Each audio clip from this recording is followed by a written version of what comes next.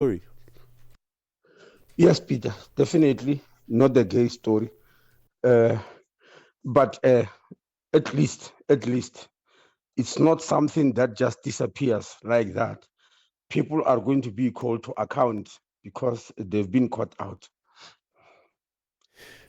Minister, the amounts involved are enormous, which probably means very, very senior people are involved, and that perhaps it's something that's been going on for quite a long time now. This must be a big worry for you. Well, it is a big worry, Peter, but yesterday I was discouraging this notion that whenever monies disappear in government, we conclude that only very big people could be involved. And I was giving an analogy with what I found in Home Affairs, where the very, very junior people who are running the system, who are running procurement systems, are actually raking it by stealing bit by bit until the amounts become very big because we are sitting and looking at the top only, when at the bottom there can be damage. Clearly, there were three syndicates who were involved in Tembisa Hospital. And the question I'm still asking is why Tembisa? Even yesterday, I asked that question why specifically Tembisa?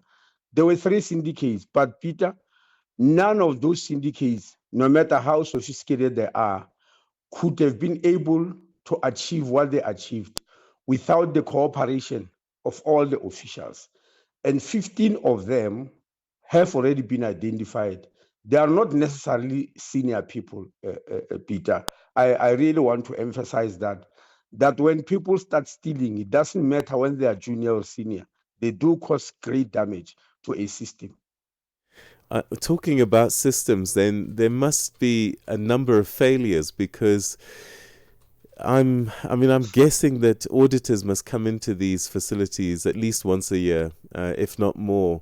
Surely they should have picked up something along the way. And They, secondly, yep, perhaps address that first. they are not failures, they are deliberate actions, Peter. You don't call fraud a failure.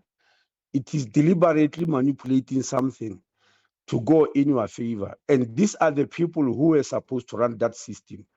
But I'm sure you are aware that the investigation came because of the late Babita Diogoran. She was part of the system there and she picked it up. So it means there are honest people who can pick these things up and dishonest ones who want to wreck them.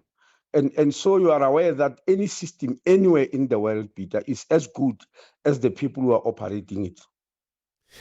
As the national department, are you going to have more oversight on provincial and local facilities because of this kind of thing? I've been asking for that for ages. That I must confess.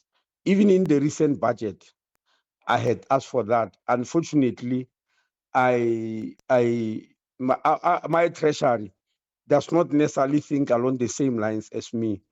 Just to give you an example, monies that go to provinces is called equitable share. Is given to a province via a formula called equitable share. And once that money arrives in the province, they've got the right to do whatever they want with it. We don't really have oversight on it. The only people who will pay oversight will be the Auditor General and the provincial legislature because they've got SCOPA there, SCOPA committees, as you know, and all the audit committees which are in the province. So what I've been asking for from Treasury is that some of these monies must be sent not as equitable share, but as conditional grant through which the minister can have sight. For instance, you are aware that health has been under austerity for a decade. Now we've been fighting that austerity. Eventually, in this recent budget, the Minister of Finance gave us 6.7 billion. I met with the MECs to agree what do we do with that money, which will have a very big impact. And I asked Treasury, please send the money to us as a conditional grant so that it can do particular things which you can see. And Treasury said no. The law says the formula is equitable share. And the minister even mentioned it in Parliament during his budget speech. He said, I'm sending this money, but it's equitable share, which means when it arrives in the province, They've got the right to use it for anything that they believe is important, not to steal it, but to use it for anything. So if you look at the National Health Insurance, the Act, that's where we've put some of these control measures. But you are aware people have taken us to court. In fact, out of the 7 people who have taken us to court, one of them is saying we want to take over provincial powers in the NHI because we wanted to have control at the central level so that you can sit there as a minister, see everything that's happening even before it happens. Now they say we are usurping provincial powers, is against the Constitution of the Republic of South Africa, and the matter is in court. So I do agree with you that you need a great oversight. In fact, I've complained that ministers in these concurrent functions in our constitution are given responsibility over something that they don't have authority on. In other words, you give somebody responsibility only, but you don't give them the authority to oversee that responsibility. And that's where the weakness and the problem is. And that's why in the NHI Act, we're trying to correct it. 2 billion rand. What might have that meant in terms of delivery of healthcare? Because citizens are angry, as you can imagine. What have they lost in having so much money stolen? Well, of course, you lose in terms of everything that the healthcare system must give, in terms of human resources, in terms of commodities, in terms of quite a number of things. The whole country becomes a victim. That's why I said the words which I said yesterday. But at least at the moment, the saving grace is that all the assets have been frozen.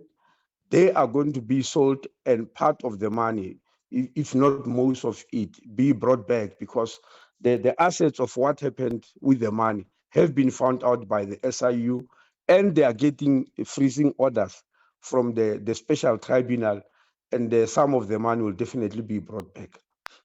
Are you going to look at other provinces, other health facilities, to see if this isn't something that's going on across the country? Well, that's what we said yesterday. I even asked the SIU that after Gauteng province, I want them to visit 2 more provinces, the KZN and Eastern Cape. They are on our sides, and we want to check if we could find similar things there. So definitely, yes, we want to expand the scope of the investigation. Minister, we'll leave it there. Thank you very, very much indeed for joining us on the program. Thank you, Peter. Thank you. That's South Africa's Minister of Health, Dr Aaron Motsoaledi, saying that he's concerned, worried, probably shocked as well about what's been going on in one particular hospital east of Johannesburg, Tembisa Hospital, where it's believed so far they've been able to uncover $116 million worth of fraud, corruption, thieving that's taking place, and the investigations are continuing. So that number could rise, and 15 government officials have already been identified. No doubt more could also fall in the process of this investigation. We'll keep on top of that story for you in the coming weeks and months.